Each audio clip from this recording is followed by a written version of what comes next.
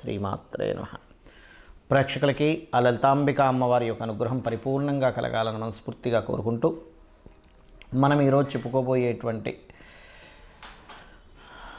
గ్రహ సంబంధించినటువంటి విషయాలు ఏమిటి అని చెప్పి చూసుకున్నట్లయితే మనకి ఫిబ్రవరి 6వ తేదీ నుంచి జూన్ 2వ తేదీ వరకు కుజుని యొక్క సంచారం. ప్రత్యేకంగా కుజుడు ఫిబ్రవరి 6 నుంచి దాదాపుగా 40 రోజులు అంటే మార్చి 16వ తేదీ వరకు ఉచ్చస్థితిలో ఉంటాడు. అయితే ఇక్కడ ఏమిటంటే రవితో కలిసి ఉంటున్నాడు ఇక్కడ. దాని తర్వాత కుంభరాశిలోకి ప్రవేశించి మరొక 40 రోజులు, దాని తర్వాత మీనంలోకి ప్రవేశించి ఒక 40 రోజులు చిల్లర, ఇలా మొత్తం మీద జూన్ 2వ తేదీ వరకు ఒక 40 రోజులు మకరంలో ఉచ్చస్థితిలోని, మరొక 40 రోజులు చిల్లర కుంభంలోని, మరొక 40 రోజులు చిల్లర దాదాపుగా మీనంలో. అంటే ఎందుకంటే అన్ని రాసులు తిరుగుతుంటాడు కదా, ఎందుకు మీరు ప్రత్యేకంగా కుంభంలో మీనంలో దాని గురించి ప్రత్యేకంగా చెప్తున్నారు అంటే, ఎప్పుడైనా ఏదైనా ఒక గ్రహం తను ఉన్న స్థితి నుంచి, తనున్న రాశి నుంచి ఏ రాసుల్లోకి ఎంటర్ అవుతూ ఏ గ్రహాలతో కలుస్తున్నప్పుడు ఎటువంటి పరిస్థితులు వస్తుంటాయి, అది జన్మ జాతక చక్రరీత్యా ఆ యొక్క లగ్నము లేదా రాసుల వారికి ఎటువంటివి వస్తాయి, అదేవిధంగా గోచారంలో గ్రహాల యొక్క స్థితి ఎప్పుడైనా విరుద్ధమైనటువంటి 2 గ్రహాలు కలుస్తున్నప్పుడు ఎటువంటి ఫలితాలు వస్తాయనేటువంటిది మనకి మైథుని జ్యోతిష్యము అనేటువంటి దాంట్లో చెప్పబడింది. కాబట్టి ఈ కాంబినేషన్ ఏదైతే ఉందో, ఈ రెండు గ్రహాలు ఈ విరుద్ధమైనటువంటి ఎనర్జీస్ ఎప్పుడైతే కలుస్తాయో ఇవి భౌగోళికంగా ఎటువంటి పరిస్థితులను తెచ్చిపెడతాయనేటువంటిది కూడా ఆఖరిలో చెప్తాను. అయితే ముందుగా ఈ 12 లగ్నాల వారు లేదా రాసుల వారికి ఏ విషయాల పట్ల జాగ్రత్త వహించాలి, ఏ పరిహార మార్గం చేసుకోవాలి, ఏ విషయాల పట్ల మంచి ఫలితాలు ఉంటాయి అనేటువంటి విషయాలు ఇప్పుడు మనం తెలుసుకుందాం. మకర లగ్నము, మకర రాశి. మకరం వారికి కనుక చూసుకున్నట్లయితే ప్రత్యేకంగా ఇక్కడ మీ యొక్క రాశిలోని కుజుడు రవి మన ఫిబ్రవరి 6వ తేదీ నుంచి మార్చి 16వ తేదీ వరకు సంచరిస్తుంటాడు. కుజుడు యొక్క సంబంధం ఉచ్చస్థితిలో ఉంటాడు. మకరం వారికి ఉచ్చస్థితి అనేటువంటిది మీకు కొన్ని భూమి మూలంగా లాభాలని, కొన్ని విషయాల్లో నేను ఇలా ఖచ్చితంగా ఉండాలి, ఖచ్చితంగా ఉన్నందుకు నాకు చాలా బాగుందని ఒక ఎనర్జీ పెరగడం, ఇటువంటి ఫలితాలు ఇస్తుంది, అందులో ఎటువంటి సందేహం లేదు. కాకపోతే ఈ రవి కూడా కలిసి ఉన్నందుకు మాత్రం కొద్దిగా 4వ అధిపతి అష్టమాధిపతి కలయిక కొంచెం వాహన సంబంధంగా కొద్దిగా స్లోగా వెళ్ళండి. ఇక ఎప్పుడైతే 16 మార్చి నుంచి 24 దాదాపుగా ఏప్రిల్ వరకు, 16 మార్చి నుంచి 24 ఏప్రిల్ వరకు 2వ స్థానంలో ధనస్థానంలో, కుటుంబ స్థానంలో ఉంటుంది కుజుడు అక్కడ. దాంతోపాటు రవి కూడా అక్కడ ఆల్రెడీ సంచారం జరుగుతూ ఉంటుంది మనకి దానికంటే ముందు కూడా. కాబట్టి ఈ 125 డేస్లో ఫైనాన్స్ మ్యాటర్స్ విషయంలోని, ఎవరికైనా ఏదైనా ధనము ఇచ్చేటువంటి అంశాలలోని కొంత జాగ్రత్త వహించండి. అలాగే కుటుంబ సంబంధించిన విషయాలు, కుటుంబ వ్యవహారాలు, కుటుంబీకుల విషయంలోని అనవసరమైన ఘర్షణలు ఇస్తూ ఉంటుంది. అలాంటప్పుడు ఇంట్లో వీలైనంత మట్టుకు రామనామాన్ని, రామాయణంలో ఉండే యుద్ధఘట్టాన్ని, మహాభారతంలో ఉండే యుద్ధఘట్టాలని మీరు ఎంత ప్లే చేస్తూ వింటూ ఉంటే దాని ప్రభావం అంతా తగ్గుతూ ఉంటుంది ఇంట్లో కుటుంబ సభ్యుల మధ్యన వచ్చేటువంటి ఘర్షణలు సంబంధించినటువంటివి. అదేవిధంగా కొంతవరకు ఇంట్లో వీలైనంత మట్టుకు శివునికి అభిషేకం చేయడం, రుద్రాభిషేకం చేసుకోవడం, చండీ పారాయణించడం ఇటువంటివి మంచిది గృహంలో, ప్రత్యేకంగా కుటుంబ సభ్యులందరూ కలిసి. అలాగే ఈ యొక్క ఏప్రిల్ 24వ తేదీ నుంచి దాదాపుగా జూన్ 2వ తేదీ వరకు 3వ స్థానంలో కుజుడు సంచరిస్తుంటాడు మీకు రాహుతో కలిసి.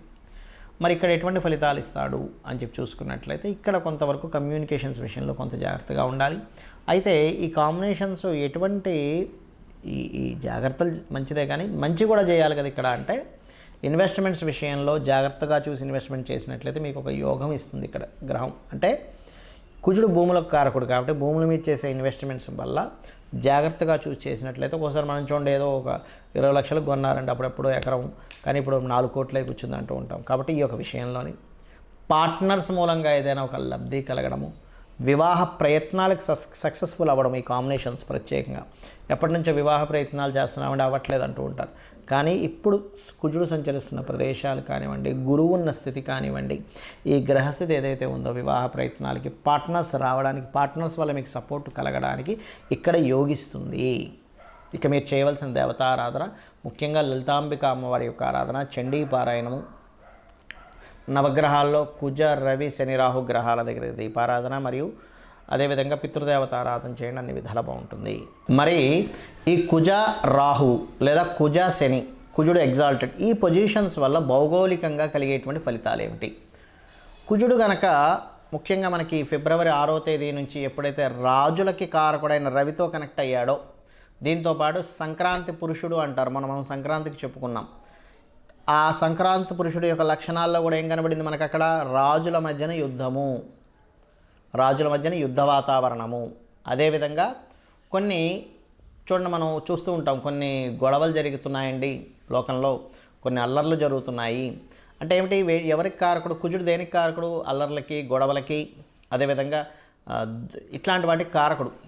కాబట్టి ఈ అల్లర్లు గొడవలు జరగడానికి జూన్ 2వ తేదీ వరకు ఈ కుజుడి యొక్క ప్రయాణం ఏదైతే ఉందో మకరం నుంచి, ముఖ్యంగా మకరంలో ఎంటర్ అయినప్పుడు ఏంటి, ఫిబ్రవరి 6 నుంచి కొంచెం మనకి భూకంపం వచ్చింది, మరలా ఇంకోసారి భూకంపం రావడానికి ఛాన్సెస్ ఎక్కువగా ఉంటాయి. బికాజ్ ఆఫ్ భూతత్వ రాశుల్లో 2 ఫైరీ ప్లానెట్స్ జరిగినప్పుడు భూకంపాలు, అగ్ని ప్రమాద సంబంధించిన, అంటే ఏంటి, ఎక్కడైనా కొంచెం మనం ఎక్కువగా క్రౌడ్ ఉంది, అక్కడ ఏదైనా అగ్ని ప్రమాదానికి సంబంధించిన జాగ్రత్తలు తీసుకోవాలని అర్థం. మనకి జ్యోతిష్ శాస్త్రంలో ముండెన్ ఆస్ట్రాలజీలు ఇవన్నీ ఎందుకు చెప్తారంటే, ఈ యొక్క కండిషన్, ఈ గ్రహాల యొక్క స్థితి ఇలా ఉంది కాబట్టి ఆ ఎనర్జీ ఎక్కువగా ఉంటుంది.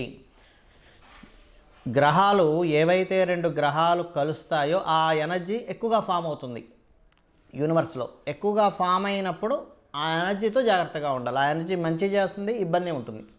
కాబట్టి పర్టికులర్గా ఫిబ్రవరి 6వ తేదీ నుంచి 40 రోజుల పాటు, అంటే మార్చి 16వ తేదీ వరకు భూమికి సంబంధించిన విషయంలోని, రాజులకు సంబంధించిన విషయంలోని కొంచెం, అంటే ఈ భూకంపాలు కావచ్చు, రాజులకు సంబంధించిన విషయం అంటే గొడవలు కావచ్చు, యుద్ధ సంబంధంగా ఆలోచనలు కలగడం కావచ్చు, ఇవి ఎక్కువగా ఇస్తూ ఉంటుంది ప్రత్యేకంగా. దానికంటే ముందు ఇచ్చినా సరే మనం ఆశ్చర్యపోవాల్సిన పని లేదు. ఎందుకంటే దాన్ని గ్రహాలు ధనుస్సు రాశిలో 15 డిగ్రీలు ఎంటర్ అయిపోయిన తర్వాత వెంటనే దాని రిజల్ట్ ఇవ్వడం కూడా స్టార్ట్ అవుతుంది. కాబట్టి అది అదేవిధంగా మరి ఈ కుంభరాశిలో కూడా కుజుడు ప్రవేశిస్తున్నాడు శని దగ్గరికి. ఇక్కడ కూడా ఏంటంటే శని కుజులు ఇద్దరు కూడా విరుద్ధమైనటువంటి గ్రహ సంబంధం కాబట్టి కొద్దిగా ఈ నిగూఢంగా కొన్ని మనకు చూడండి, మనం ఒక్కోసారి వింటూ ఉంటాం ఏమంటే నిగూఢంగా సంథింగ్ వాళ్ళు ఒక ప్లాన్ చేశారు, అక్కడేదో బయటకు సంబంధించిన కొన్ని దేశాల వాళ్ళు ఇట్లా ప్లాన్ చేసి నిగూఢంగా కొన్ని బ్లాస్టులు చేశారు. మనకు చూడండి జల సంబంధించినటువంటి వాటిల్లో బ్లాస్టులు చేస్తూ ఉంటారు చూసారా, లేకపోతే ప్రకృతి వైపరీత్యంగా కూడా కొన్ని జల సంబంధమైన ప్రదేశాల్లో కూడా కొన్ని బ్లాస్టులు అవ్వడం లాంటివి చూస్తూ ఉంటాం. అది మనకి లావాలు, సముద్ర గర్భంలో లావాలు పొంగడం కావచ్చు, సముద్ర గర్భంలో జరిగేటువంటి కొన్ని, ఎందుకంటే ఇక్కడ కుంభం అనేటువంటిది ఏమిటంటే కుండ, లోతైనటువంటి విషయాలు, జల సంబంధించినటువంటి విషయాలను చెప్తూ ఉంటుంది. అక్కడ కుజుడు ప్రవేశం అవడం వల్ల ఇటువంటి ఫలితాలు వస్తూ ఉంటాయి. అలాగే మీనరాశిలో ఎప్పుడైతే రాహువు కూడా సంచరిస్తుంటాడో అక్కడ బుధుడు ఉన్నాడు. బుధుడు రాహుతో పాటు కుజుడు ఎప్పుడైతే నీచ స్థానంలో ఉండేటువంటి బుధుడితో కుజుడు సంబంధం కలిగిందో కమ్యూనికేషన్ రిలేటెడ్ సంబంధించిన వాటి మీద కూడా దాని ప్రభావం ఉంటుంది. బుధుడు కమ్యూనికేషన్స్ కారకుడు, నీచబడినటువంటి కుజుడితో సంబంధం కలిగింది, రాహుతో సంబంధం కలిగింది.